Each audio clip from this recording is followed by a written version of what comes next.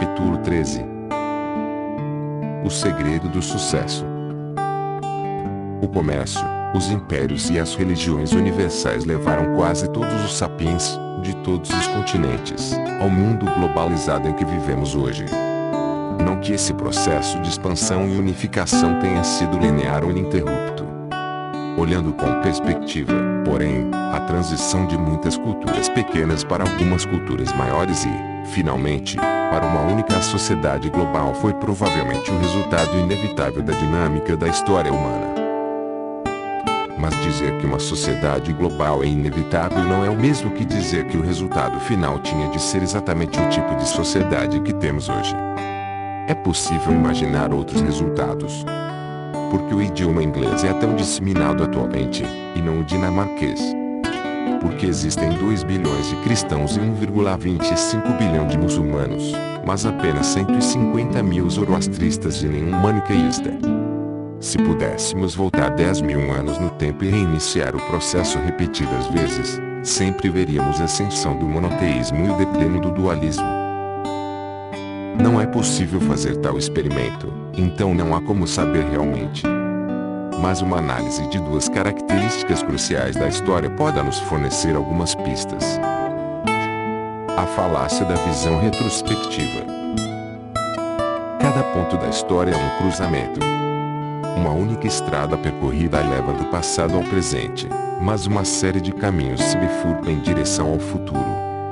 Alguns desses caminhos são mais largos, mais planos e mais bem sinalizados, e, por isso, há uma chance maior de que sejam seguidos.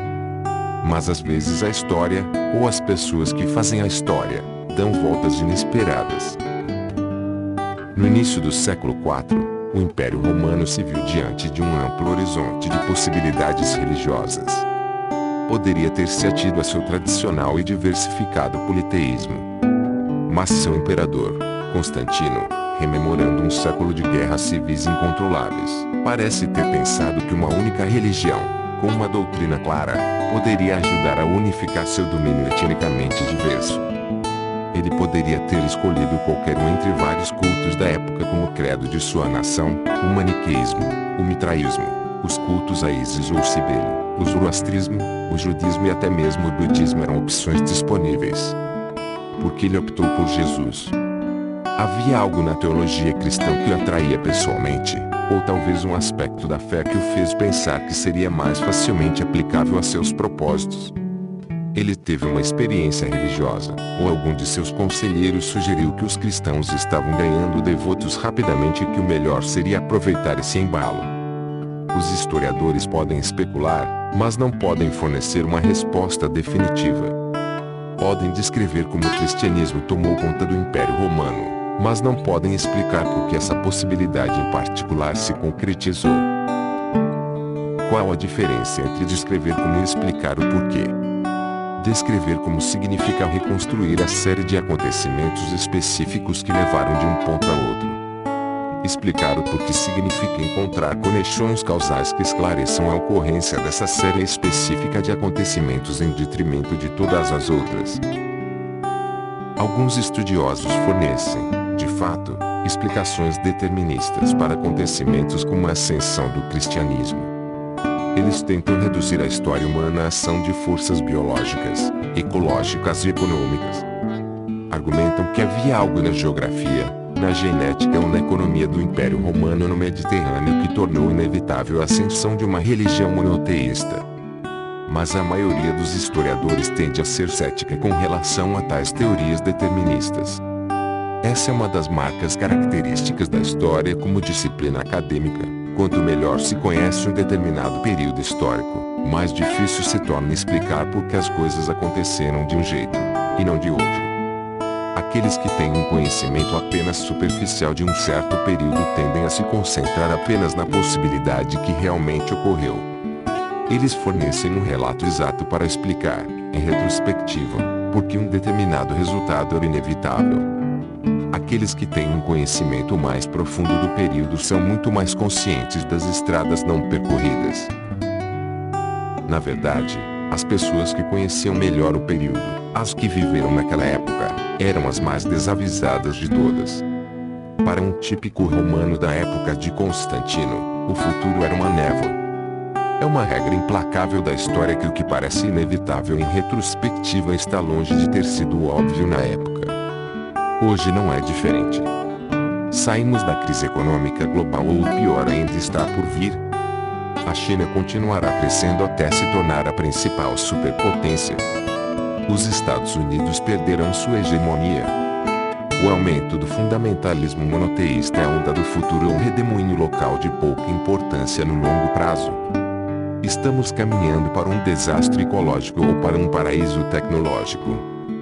Bons argumentos podem ser apresentados para corroborar qualquer um desses desfechos, mas não há como saber com certeza.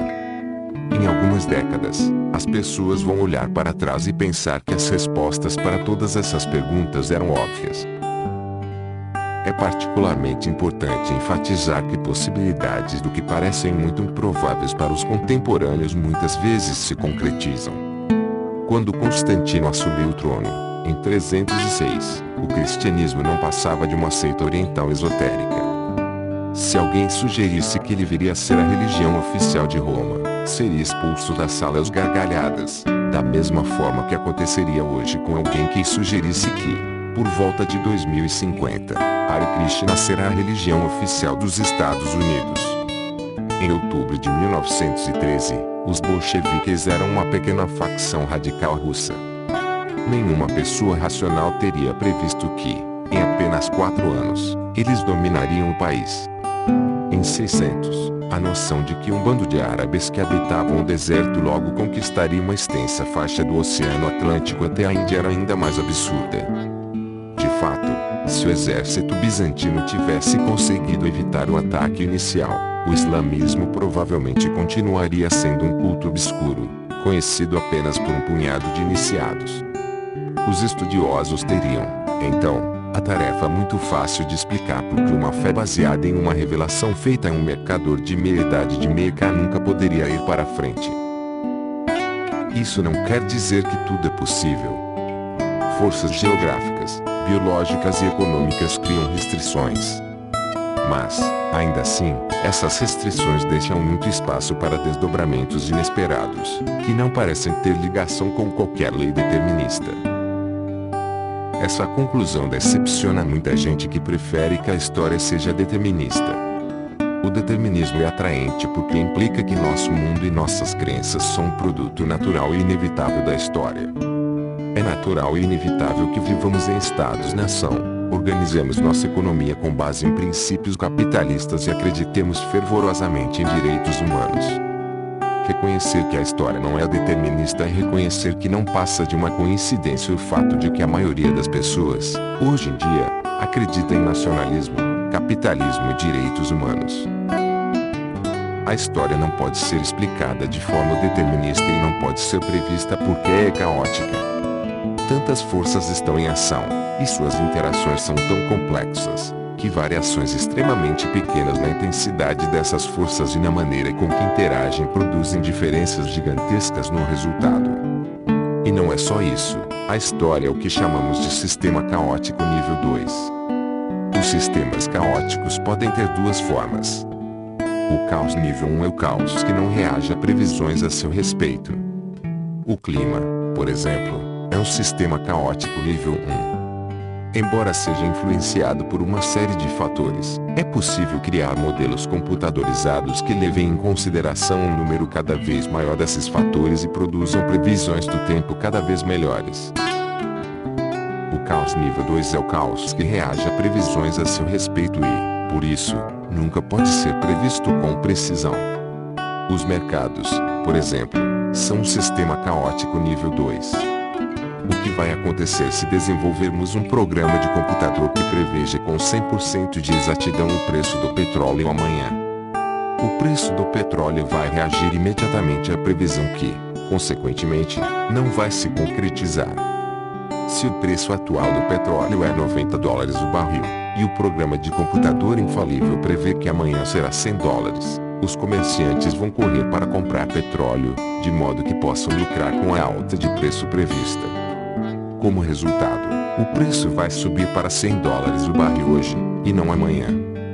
Então, o que vai acontecer amanhã? Ninguém sabe. A política também é um sistema caótico de segunda ordem. Muitas pessoas criticam os especialistas em assuntos da antiga União Soviética por não terem previsto as revoluções de 1989 e castigam especialistas em Oriente Médio por não terem antecipado as revoluções da Primavera Árabe de 2011. Isso é injusto. Revoluções são, por definição, imprevisíveis. Uma revolução previsível nunca irrompe. Por que não? Imagine que, em 2010, algum cientista político genial, em conluio com um mago da computação, tivesse desenvolvido um algoritmo infalível que, incorporado a uma interface atraente, pudesse ser comercializado como um indicador de revolução. Eles oferecem seus serviços ao então presidente do Egito, Hosni Mubarak, e, em troca de um generoso pagamento, dizem a ele que, segundo as previsões, uma revolução certamente irromperia no Egito no decurso do ano seguinte. Como Mubarak reagiria? Muito provavelmente, reduziria os impostos de imediato, distribuiria milhões de dólares para os cidadãos, e também reforçaria a polícia secreta, só por via das dúvidas. As medidas preventivas funcionam. O ano passa e, surpresa, não há revolução. Mubarak exige seu dinheiro de volta.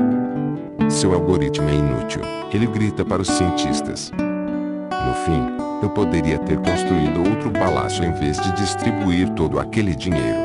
Mas a revolução não aconteceu justamente porque a previmos, dizem os cientistas em sua defesa. Profetas que preveem coisas que não acontecem.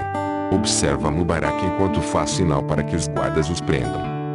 Eu poderia conseguir uma dezena deles por um preço irrisório no mercado do Cairo. Sendo assim, por que estudar história? Diferente de física ou economia, a história não é um meio de fazer previsões exatas. Estudamos história não para conhecer o futuro, e sim para ampliar nossos horizontes, entender que nossa situação presente não é natural nem inevitável e que, consequentemente, existem mais possibilidades diante de nós do que imaginamos. Por exemplo, estudar como os europeus dominaram a África nos permite entender que não existe nada de natural ou inevitável na hierarquia racial e que o mundo poderia muito bem ser organizado de outra forma. Rio cega. Não podemos explicar as escolhas que a história faz, mas podemos dizer algo muito importante sobre elas. As escolhas da história não são feitas em prol dos humanos. Não há prova alguma de que o bem-estar humano inevitavelmente se aprimora com o desenrolar da história. Não há prova alguma de que as culturas mais benéficas para os humanos devem inexoravelmente prosperar e se disseminar, enquanto as menos benéficas desaparecem. Não há prova alguma de que o cristianismo tenha sido uma escolha melhor do que o maniqueísmo, ou que o Império Árabe tenha sido mais benéfico que o dos persas sassânidas. Não há provas de que a história atua em prol dos humanos porque nos falta uma escala objetiva para medir tais benefícios. Culturas diferentes definem o bem de forma diferente, e não existe um parâmetro objetivo pelo qual julgá-las. Os vitoriosos, é claro, sempre acreditam que sua definição está correta. Mas por que devemos acreditar nos vitoriosos? Os cristãos acreditam que a vitória do cristianismo sobre o maniqueísmo foi benéfica para a humanidade, mas, se não aceitamos a visão de mundo cristã, não temos motivo algum para concordar com eles. Os muçulmanos acreditam que a queda do Império Sassânida nas mãos dos muçulmanos foi benéfica para a humanidade. Mas esses benefícios só são evidentes se aceitarmos a visão de mundo muçulmana. É bem possível que estivéssemos em situação melhor se cristianismo e o islamismo tivessem sido esquecidos ou derrotados. Um número cada vez maior de estudiosos vê as culturas como um tipo de infecção ou parasita mental, sendo os humanos seus hospedeiros involuntários.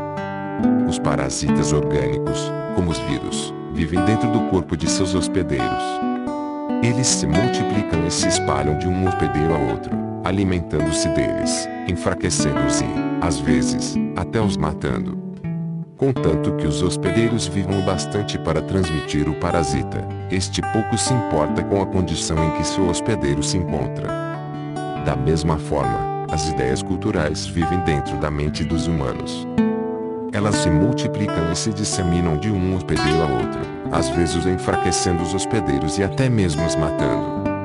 Uma ideia cultural, tal como a crença no paraíso cristão nos céus ou no paraíso comunista aqui na Terra, pode forçar um ser humano a dedicar sua vida a espalhá-la, às vezes tendo a morte como preço. O humano morre, mas a ideia se espalha.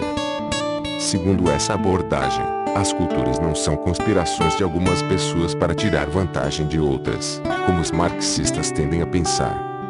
Ao contrário, as culturas são parasitas mentais que surgem acidentalmente e, depois, tiram vantagem de todas as pessoas infectadas por elas. Essa abordagem às vezes é chamada de mimética.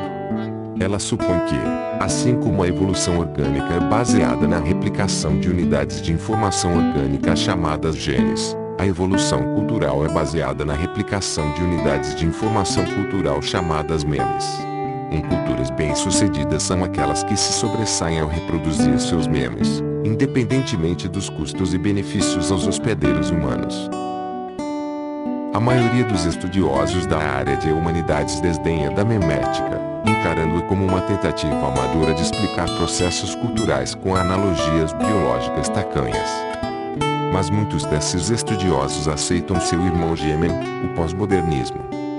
Os pensadores pós-modernistas falam de discursos, em vez de memes, como os blocos construtores de cultura. Porém, eles também veem as culturas como algo que se propaga sozinho, com pouca consideração pelo bem da humanidade. Por exemplo, os pensadores pós-modernistas descrevem o nacionalismo como uma praga mortal que se espalhou pelo mundo nos séculos XIX e XX, originando guerras, opressão, ódio e genocídio. Assim que as pessoas de um país eram infectadas por ele, os habitantes de países vizinhos também tinham propensão a pegar o vírus. O vírus nacionalista se apresentou como benéfico aos seres humanos, embora tenha beneficiado apenas a si mesmo. Argumentos similares são comuns nas ciências sociais, sob a égide da teoria dos jogos. A teoria dos jogos explica como, em sistemas com vários jogadores, visões e padrões de comportamento que prejudicam todos os jogadores ainda conseguem se arraigar e se disseminar. As corridas armamentistas são um exemplo famoso. Muitas levaram à falência todos aqueles que participaram delas, sem modificar realmente o equilíbrio de poder militar. Quando o Paquistão compra aviões modernos, a Índia responde na mesma moeda. Quando a Índia desenvolve bombas nucleares, o Paquistão faz o mesmo. Quando o Paquistão aumenta sua marinha, a Índia reage. No fim do processo, o equilíbrio de poder permanece praticamente igual ao que era, mas, enquanto isso, bilhões de dólares que poderiam ter sido investidos em educação ou saúde são gastos em armas. Ainda assim, é difícil resistir à dinâmica da corrida armamentista. Corridas armamentistas são um padrão de comportamento que se espalha como um vírus de um país a outro, prejudicando a todos, mas beneficiando a si mesmo segundo os critérios evolutivos de sobrevivência e reprodução. Tenha em mente que a corrida armamentista, assim como os genes, não tem consciência, ela não procura sobreviver e se reproduzir conscientemente. Sua disseminação é o resultado involuntário de uma poderosa dinâmica.